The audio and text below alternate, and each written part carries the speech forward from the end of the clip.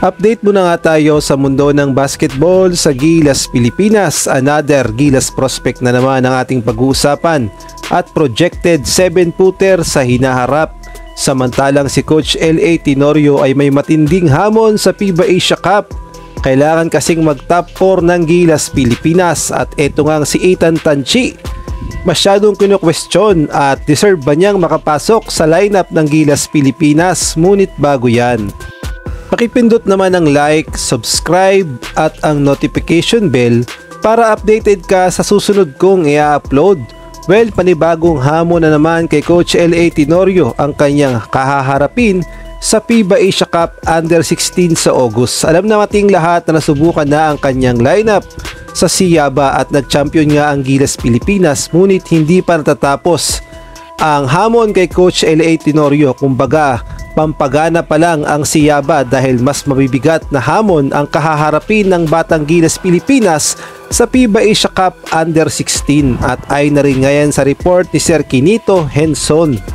Ang sabi nga dito sa article ni Sir Quinito Henson, kailangan pala ng Batang Gilas, Pilipinas na makapasok o mag-top 4 sa FIBA Asia Under-16 upang ma-qualify sa FIBA Under-17 World Cup sa Turkey next year.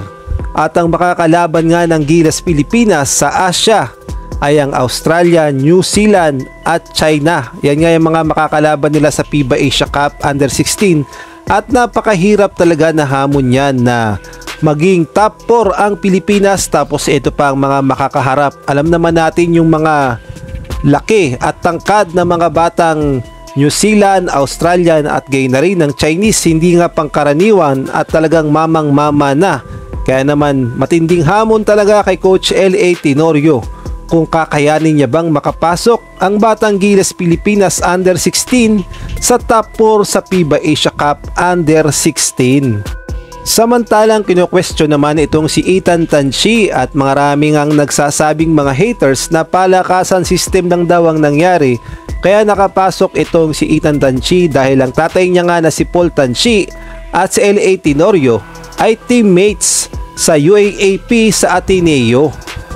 Ngunit ayon nga sa report ng Spin.ph, wala talagang palakasan system dahil si Ethan Tanchi ay pinaghirapan niya talaga ang kanyang spot sa Batang Gilas, Pilipinas at dyan nga bumilib si Coach L.A. Tenorio dahil sa kanyang playmaking ability.